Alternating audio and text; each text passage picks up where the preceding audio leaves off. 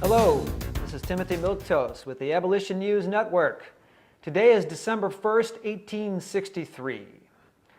As we have been exploring the obstacles that stand in the road to abolishing slavery, we've found someone who can testify that life on the southern plantations certainly blocked slavery from dying out and allowing civilization to advance. Our guest today was the wife of a slaveholder who just published a book this year of her experiences in 1839 on the plantations in Georgia owned by her ex-husband. A brilliant Shakespearean actress, let's welcome Miss Frances Kemble from London, England. Hello, very pleased to meet you. I didn't expect a dog. Oh, this is Emma. My babysitter wasn't available, so she'll be here with us today, but she'll be fine. First of all, as an actress who played Juliet in Romeo and Juliet, how did you become so well known as an authority on slavery? I'm an actress. You are? I love Romeo and Juliet. What do you think of this? The quality of mercy is not strained. It droppeth from the heaven of gentle rain. It is twice blessed. Well done, Mrs. Robbins. Very nicely done. Just remember when you do recite those particular lines that they are in fact from The Merchant of Venice. What? Whatever. Do you want me to tie your dog up? Well, you can. I'm not sure if it's a very good idea, but go ahead.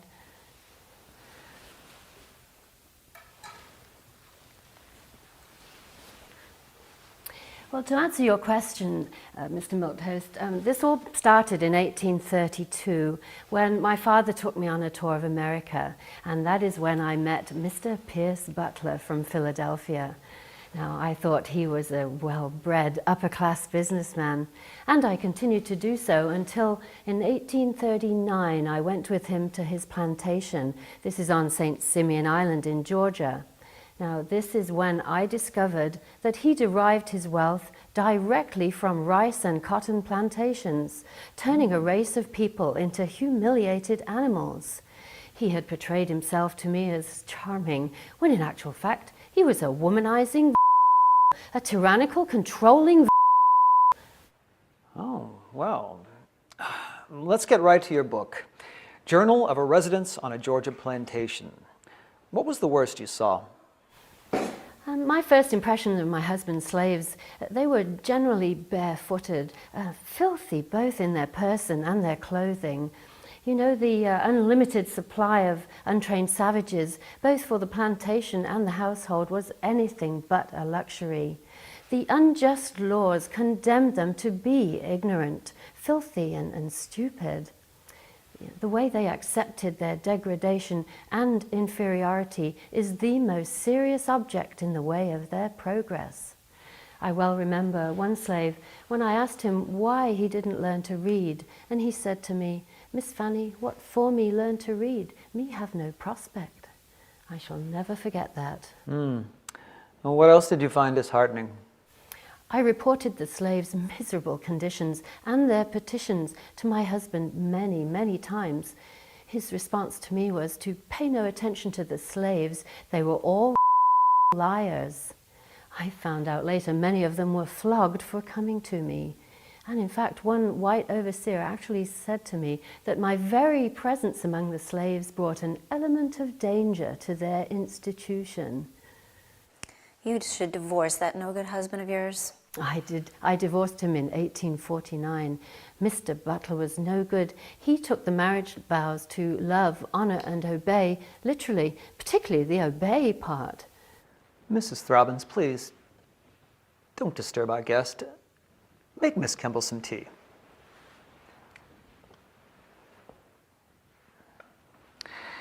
Now then, where were we?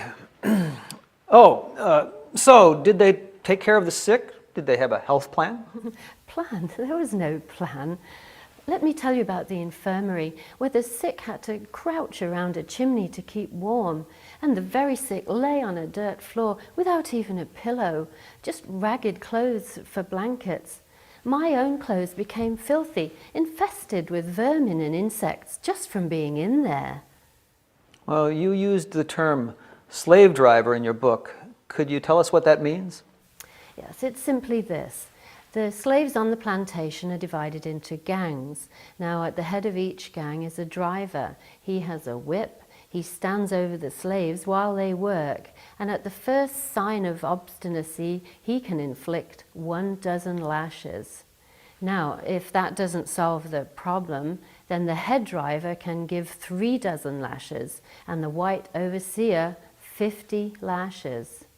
The head driver, Frank, he was the sole master over his fellow slaves in the absence of the white overseer from the plantation. Well, what about the women slaves? Were they treated any better than the men? No. In fact, the most recent rule is that women must go back to the fields and work 3 weeks after giving birth. So many of them lose at least some of their children. Oh, that sounds rough. What about housing? Negro huts are not fit to shelter cattle or any other animal for that matter. You know, in New England, I remember even the laborers had cottages with blinds and flower pots. The thing of it is, the northern farmer sees no shame in work. The southern planter does, and there's the difference. I see. Education, could you tell us what that's like, briefly? Briefly is the word. Yes, it is a finable offence to teach a slave how to read, and my fines would have been paid for by my master, my husband. Yes, for the first offence it is a serious fine, and the second even more so. For the third offence you can go to jail.